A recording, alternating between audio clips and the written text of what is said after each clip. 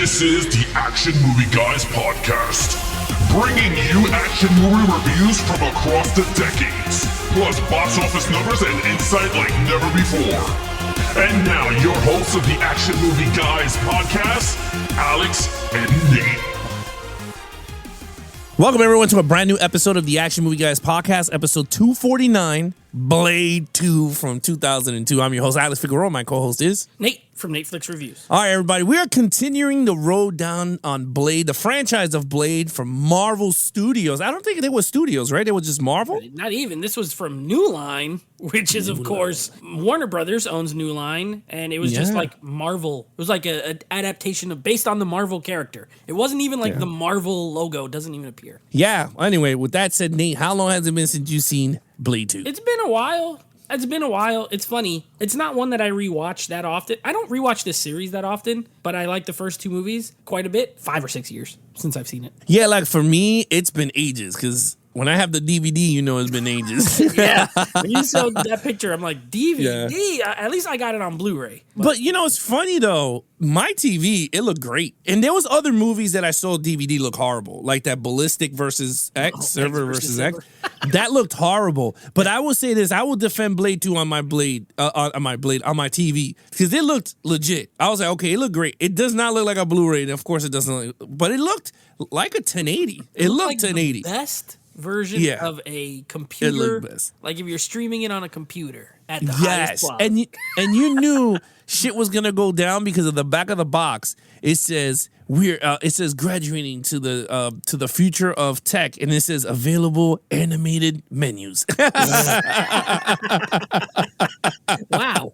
I mean, thanks for that. Thanks for that. The future is here, and then it says menus. Animated. I said, wow. I said, this movie's going to be legit now. But I'm not going to lie. DVDs, I know we're not covering like physical media stuff, but I got to say is DVDs have some great menus compared to what we get for 4Ks. DVD is the best format for everything but picture and audio. Yeah. It's the best. I agree. It has the most amount of titles. It has the best packaging. It had the best menus, special features loaded, like a million features. It's just if you want to watch a movie in 2023, it looks and sounds the worst. So I agree with you. DVD was a pinnacle of home, viewing as far as overall, but the picture is just, I'll be watching DVDs and I'm like, sometimes it's just a little rectangle in the middle of my screen. I have to like zoom it to make it even fit because it's this one was widescreen and it took the entire. Well, you saw the photo I sent you. It was widescreen and the sound was DTS 6.1 and my Sonos was off the hook. I was like, whoa! I was like, this is a DVD. I was like, okay. I was like, this looked. I had to lower it a bit because it was actually really loud. And I don't say that much for DVDs, but this one, I will defend this one. But anyway, with that said, let's get right into what the critics and the audience have to say about Blade 2. Let me tell you something. This is pretty surprising. I am surprised with this. With these scores, both of them. This critically has a 57% and audience score has a 68%. Now, these sound closer to Kick-Ass 2 than to Blade 1, which is kind of odd to me. But you know what? That's what the critics thought, and that's what those people who wrote reviews on Rotten Tomatoes thought, at least. You know what? I'm just gonna say here. I think I'm gonna make this T-shirt. I'm gonna make this T-shirt. I am gonna make it. I'm gonna put "fuck the critics." Yeah. I think I'm gonna put RT. Fuck the critics. Because you know what? There's no way a critic can sit down and explain to me why this one is not better than the first movie. It doesn't matter. I mean, you guys already got it for 2 spoilers already for 2 episodes before. We already think this is the best one in the franchise. So we couldn't help. We try not to usually, but we couldn't help ourselves. We couldn't help it. So there's no way a critic can sit down and tell me how bad this movie is compared to like the other stuff that's coming up. But anyway, I'm very surprised. I'm very shocked that this is not higher than Blade 1. But I just got to read up on some stuff on why.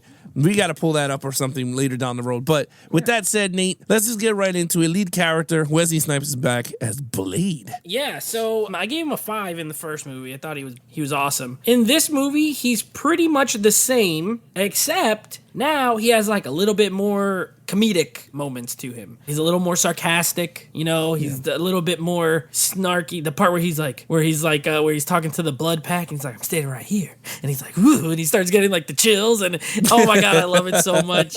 I love his interactions with Reinhardt, who's played by Ron Perlman. I mean, come on, Ron Perlman. If it's a Guillermo Del Toro movie, there's a 50-50 shot you're going to see Ron Perlman in it. I'm not going to lower the score. Sure. Did they add anything to super develop him more? No. He had not a love interest, but him and the girl had a little bit of a dynamic. I'll say that. Yeah. And I never got like super love interest vibes, but they had a good dynamic. The stuff with Whistler, it's pretty good, but it's a little undercooked. But overall, I don't think they did anything to make him worse. Like when we talked about Kick-Ass 2, where the lead character was worse. So I'm going to stick with my 5. I liked him. Plus, he was great in the action scenes. And actually, I think, and I'll save it for the action scenes, but as far as Wesley Snipes go, I feel like he got to do way more hand-to-hand combat in this where you could really see it good. So that's a 5. I'm leaving with the 5. I will say this, okay? I will say this because my boy Blade. I gave him a 5. I had to give him a 5. I was like, you know what? I like him this version than the first version. Now, the first one was more serious, and they were trying to hone in and see if the IP will take off, which it did. Yeah. But I like this version of Blade because there's some scenes in it. I laughed my ass off. I was like, you know what? It's very witty, but I loved it. Remember when Norman Reedus, they were dissecting the whatever the hell it is, right? They're dissecting the Reaper? The Reaper, right? They dissecting it. And he's like, oh my God. He's like, oh my God. Right? And then what did Blade do? Blade was like, stop being a little bitch. Yes. Or he said, stop being a sissy. It was one of those things, but it was like so witty and it came out of the blue. I was like, what?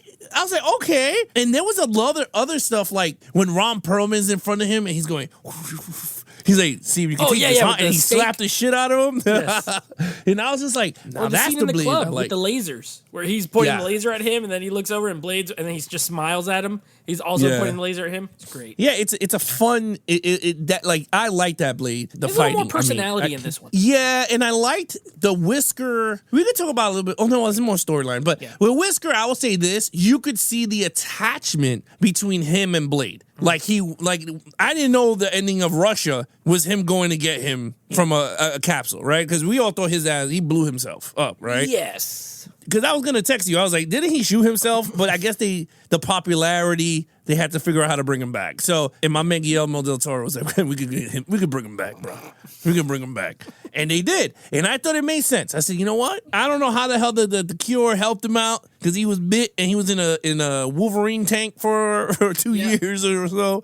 But in a blood water tank? Thought it was the blood water tank. So for me, I think Blade is I'm really digging. I hope Marvel Studios, when they resurrect this character, I hope it's not a fucking character that they wait 10 years for another sequel if it does good. Mm-hmm. Like, I hope they hit the ground running and keep, because I think a lot of people will love this IP and want to see more from this. Because after watching 2, I was like, man, I want to see 3. And we already know what 3 is, but I just like that whole character. I don't know why. I just like that mystery around Blade. But with that said, we both gave it a 5. Let's get to the lead villain here. Now, I don't know his name. I'll give it to you, but this dude is legit. Okay, so this guy, and I know his last name. Let me just pull up his first name again so I can.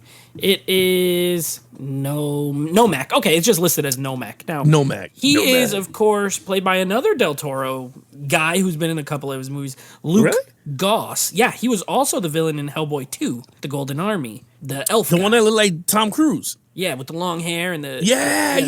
I thought it was Tom Cruise. He's a Del Toro guy. Okay. Is he the best actor? No, because he just does that thing of he talks like this. However, the dude is physically a great actor. He's a martial artist, so he gets fight scenes. And let me tell you something. If you didn't like Deacon Frost, let's say you watch Blade 1 and Deacon Frost didn't work for you. You're like, he's okay. You know, he's not horrible, but he's okay. This villain is way better. I love Nomak. He is great. I love his motivation. I love that he freaking was created by the oldest vampire guy, and it's his son, and he just pretty much just wants to get revenge. And Yeah. you know, here, if you listen to this podcast, you know we love some revenge. And at times, I'm rooting for the guy. I'm like, I hope he gets his revenge. You know, I hope Blade still kills him, but I hope he gets his revenge first. And wouldn't you know it, he does. And I love it. It was great. Look, it's a cool design. He looks cool as hell. He's not just another vampire. He is a vampire of vampires, if that makes any sense. Like, he doesn't eat people. He specifically targets vampires, right? So you got the classic, you know, and they say the line in the movie, which I wish they didn't, but it's the classic enemy of my enemy is my friend type thing. Except in this, the enemy of my enemy is also my enemy. They're all enemies, and I love it. No friends here. No friends. So yeah, Nomak is great. Lucas, good performance. You know, acting-wise, nothing sensational, but great motivation, great fighting skills, formidable. They fight multiple. See, this is what I'm talking about, Alex. What? And this does happen more in comic book movies than other genres. But let your villain and your hero fight more than once. You don't have to only ever have them fight at the very end.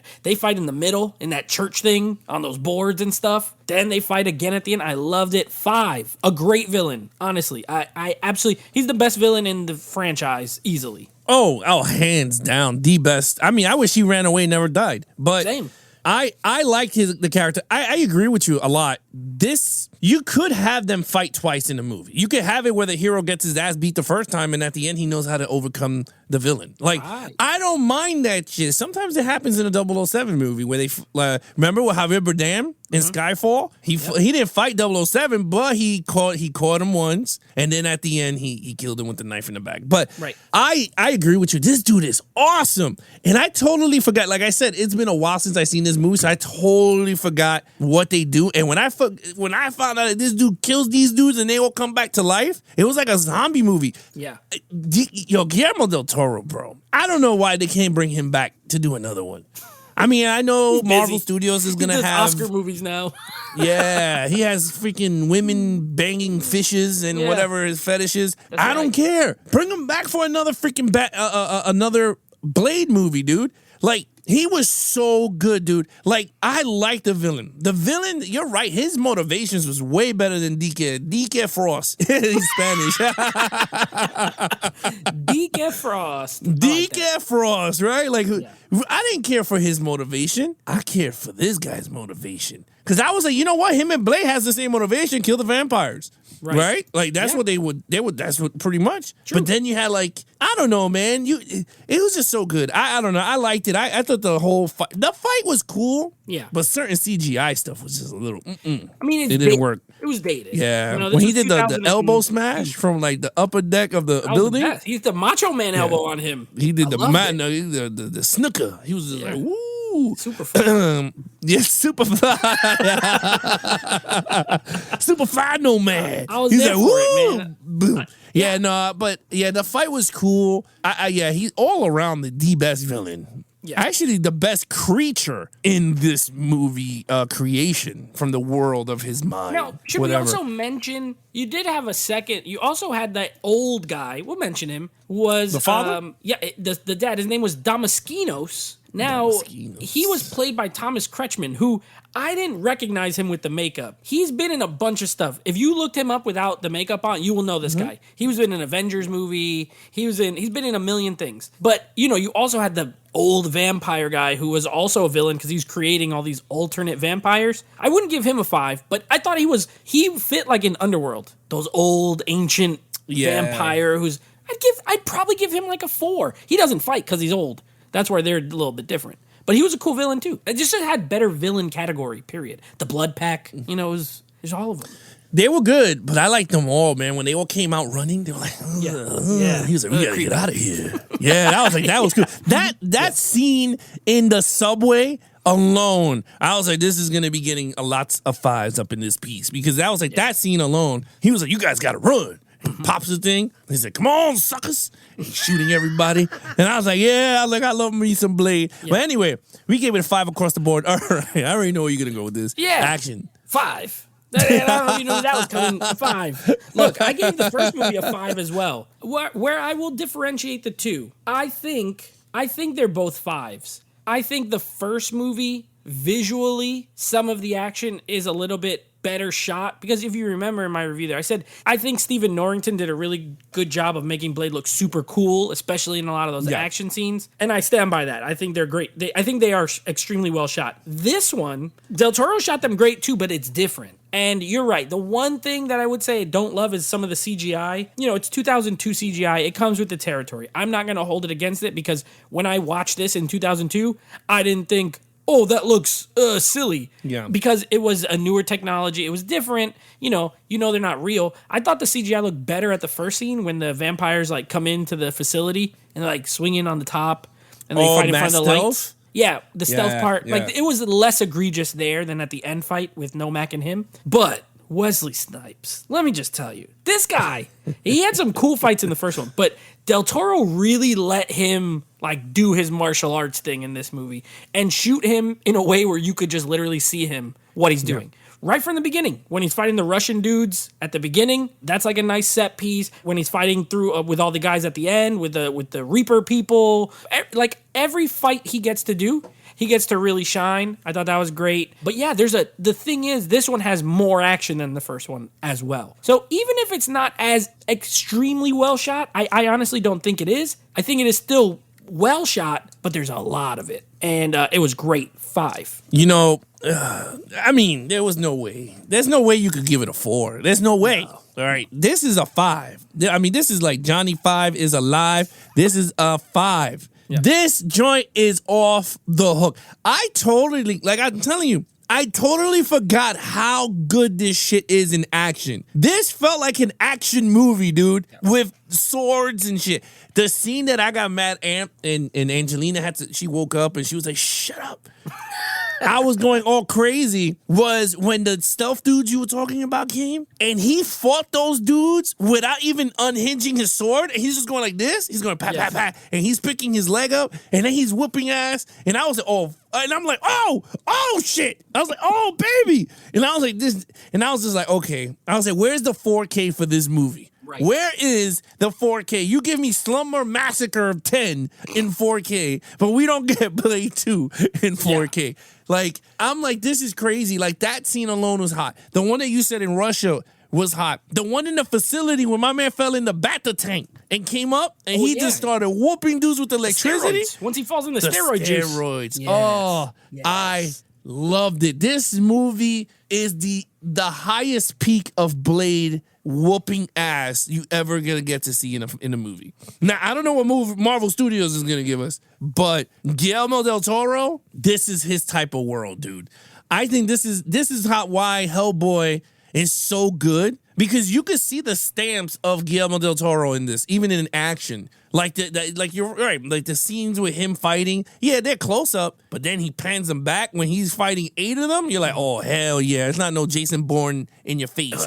I love the way the creatures look when they're fighting, when the thing opens up and all the mouths, and I was like, and he picks the spots that are so right to utilize the CGI and the practical, and I was just like, man, I was like, they should have never let this guy go. They should have locked him up to the third one and finished it off. Yeah. But they did not. And I think, man, the actions. Oh, and the one with the motorcycle, that was a crazy scene too with the motorcycle. I was like, jeez. Yeah, when he throws the thing and he grabs it and then he kicks the guy and then he takes the guy's head and put it in the helmet into the bike. That was the first CGI part where he was Neo. He did that jumping. Oh yeah. Flip. But you know what? It didn't look as bad. Whereas horrible. when he was fighting the people with the light, there was some scenes with CGI. When you see them, I was like, really I said that don't look good. But I like the way he switches it back super fast, so it doesn't feel like it's on it like the Matrix 24/7. So anyway, I mean, hands down. Oh, and then the scene that the guy was like, I forgot to tell you, the bomb is stuck, and this dude is just shooting dudes in the head. Yeah, and he's like, and he kicked it.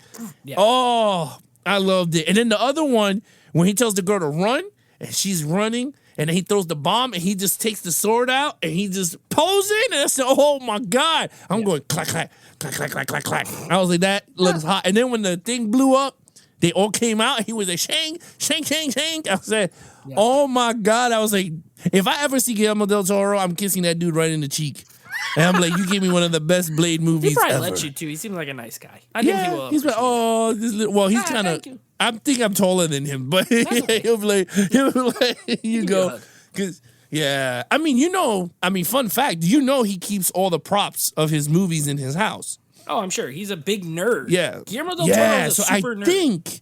I think he might have the open mouth like vamps in his house somewhere. So that would be pretty cool. But anyway, 5 across the board. Yes. Storyline. All right. Well, it's not always all rainbows and flowers sometimes. So let me dial it back a little bit here. I do think the storyline's better than the first one. So I did give it 1 point higher. It's not a 5 for me. I have a couple of issues. I gave it a 4 though. I think it's really strong. Way better than the first. It's never boring. That's a plus. This movie, it's a little bit shorter than the first one. It moves at a way better pace than the first one. So the storyline is better paced. I do not like the Whistler thing. I do not like it. It doesn't make sense.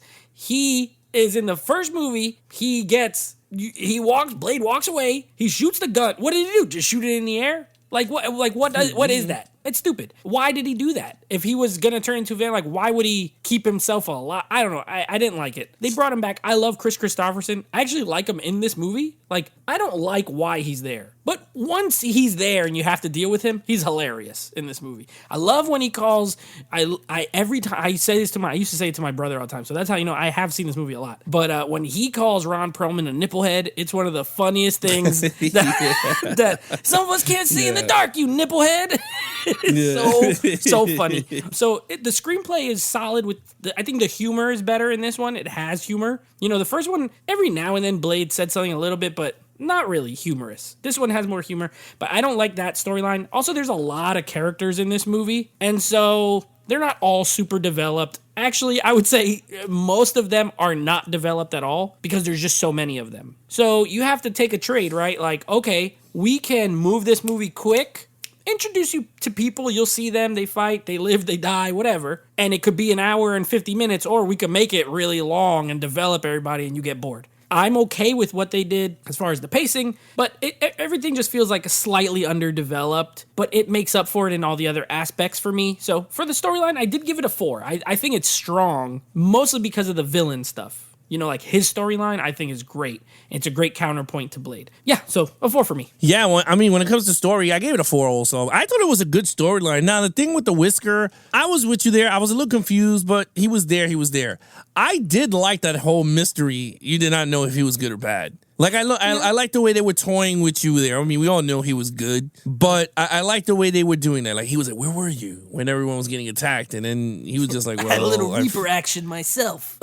Yeah, and then they made it think twice. If you think Blade was gonna be this is gonna go against Whisker, so I liked that whole thing. I did like the whole revenge story with Nomad. I liked the sister thing. I thought that was pretty cool with her and Blade, where she was like, "Welcome me to the sun," and he was just taking him there. I thought that was pretty cool. I did like all the other guys, but you're right, they didn't utilize them as much, but I did like them. I did not know they had Daniel Yang, and he was young and jacked in this movie. He doesn't even say one single word. He has 0 lines. And he gets killed mad quick. off screen. Yeah. Dude, not even on screen. Yeah, he gets killed quick. Then they have Marcus from Underworld, so I guess this is where he get bit by an elder. You also had Vince from Fast and Furious as Chupa. His name was Chupa. Yeah, Chupa. You had a lot of in Spanish. Yeah, Chupa. Yeah, he's very clever. Sucks, I guess. Guillermo Del Toro said, "Look, I'm Mexican. We're gonna call this guy Chupa because he's a vampire." Chupa. Chupa. Yeah, Chupa. Yeah, so I think the storyline was actually I thought this storyline was way better than the first one. Not boring. I was more engaged with this storyline, but I was mad jacked into the action. So it was a best hybrid between the two worlds, a storytelling with the action. So I gave it a 4. You gave it a 4. All right, overall. Overall, I love this movie. I think it's great. I don't find it to be perfect, mostly because of the storyline, but I will tell you this one has a great cast, a better cast than the first one. Like I said, you got Thomas Kretschmann under makeup. You got Norman Reedus. And this was after Boondock Saints, but before any Walking Dead or any of that kind of stuff. So young Norman Reedus. You got Ron Perlman. He's an MVP. He is a Guillermo Del Toro MVP. He really is. Every time he's in a movie, anytime he's not in a Del Toro movie, I'm kind of mad. I'm like, well, where is he? Bring him out. That's his guy, you know? So you got a cool cat. Oh, and then like you said, Donnie Yen. You got Chupa, I only know him as Vince from Fast and Furious, and he was the bad guy in the Transporter 1. That was the other thing he was in. That's right. You know, he was that early 2000s guy. He was in like a bunch of early 2000s movies. But anyway, good cast. Good direction, fun storytelling. Out of all the Del Toro movies, I'm a big fan of his. I've seen all his movies. I own them all. I would say this is like bottom tier as far as like Del Toro-ness. You know what I mean? Okay. It's not as fantasy as his other movies, but you could still see his fingerprints on it, which I like. Yeah. You know what I mean? He was like, okay, look, I'll make your movie, Warner Brothers. Let me do that. I felt it almost feels like it was him practicing doing a comic book movie so he could do Hellboy. What he wants to do. Exactly. To me, that's my opinion. But he's so good. He's just so good at directing that the movie's awesome anyway. Even when it's not like his precious baby. So yeah, I give it a 4.5. I didn't give it the 5 because of the story is like it's good, but it holds it back from being a 5 out of 5. You know what? I'm gonna give it a 5. I'll give it a 5 out of 5. I think it's great. I love it. I changed my mind. I was like, it's a favorite. It's my favorite of the series. I'm just gonna round it up. So 5 for me. Change my mind right on the fly. It doesn't matter because I was going to give it a 5 anyway. I think it's the best one. I mean, yeah, it has flaws. Yeah, but I don't give a shit, bro. This joint has action, and I loved it. From my heart, not my brain. Yeah, I loved it. I didn't care. I was really into it. I loved when he went into the blood bank in the beginning, Nomad. Oh, yeah. And the bum guy is like, "You get money, man." And he was just like, "All right, cool, dude." And then he went. Yeah, and then the guy with the claws came out. They all started laughing, and he was like, "Oh, you think you laughing at me? I'm laughing at you." Yep. Tore them all up, and I was like, "Yeah, I love this." Splattered that blood on the wall. Yeah, you're right. One thing I would say though, man. I mean, maybe it could be too late, but imagine Guillermo Del Toro doing a Batman movie. It's never too late. It's never too late. Oh, I mean, they got Matt the dark Reeves, sensibilities. So. Yeah. He would want to do a weirdo villain like Man Bat or something like that. He would That need I can see Man Bat Yeah, or the like Night Killer Owl. Croc. What is it? The Court of Owls. Like that whole storyline. I just know he loves creatures, so I could see like Killer Croc or Man Bat. Scarecrow. Yeah, Scarecrow. He would nail Scarecrow. Absolutely. He would knock it out the park easily. Yeah, and the Oscar goes to Guillermo Del Toro. That's right. He's Best the man. I director. love him. Yeah, that could work. But yeah, in terms of, I think this has the best pack. The music is off the hook in this movie. You almost made me forget music. the freaking what is that? Massive Attack song with Mos Def? Oh my God, it's the best. It's the best. Oh, I loved it when they went to that club. They were like, boom, and walking in, yeah, you just hear Mos Def. I'm like, is this Mos Def? It is. And then they played over the credits again. I'm like, sick. I love it. Most definitely, this is a good soundtrack. Mm-hmm. It was really good. I thought it was really well done. Everything was from the score, the music, fighting. Everything was so good. So with that said, gave it a 5. You gave it a 5? Yeah, right, so Nate, we should have the points. same exact total, 24 out of a 25. 24. If that story was just a little bit more fine-tuned, we'd be talking about a perfect score here. The best Blade movie there's ever been. Good luck to Mahershala Ali. I like him, so I am interested to see what he does. But this one is just the best. It's going to be tough. And granted, if you've never seen this movie, if you're listening to this review and you haven't seen it, or somehow you haven't seen it in a really long time. This movie's very 2002. Very, very. But I was like 15 when this came out. You can't tell me this wasn't the perfect movie for 15-year-old Nate, because it was. So 24 for me. I will say this. Is Mahershala Ali dude a martial artist? I don't know. So he's going to be basically learning how to fight. Could be training. Yeah, and if he trains hard, great. He has the look, he has the voice for Blade. Wesley Snipes is a martial artist, so he looks natural. He looks really natural. So, all right, well, good luck to him on that. All right, Nate, what's coming up next? All right, next up, we got another sequel. So another 2. This is the Raid 2. So I called this week Braid 2 because we got Blade 2 and Raid 2. We're going to be doing a little Raid 2 on our next episode. And then next week, finally wrapping up the Blade series with the final trip of Wesley Snipes, Blade Trinity, starring Wesley Snipes. Triple H. I know there's other people in it, but Triple H is in it. So I always have to point it out. I haven't seen this movie in 15 years. I don't know when it came out, but it's been like 15 years since I've seen it.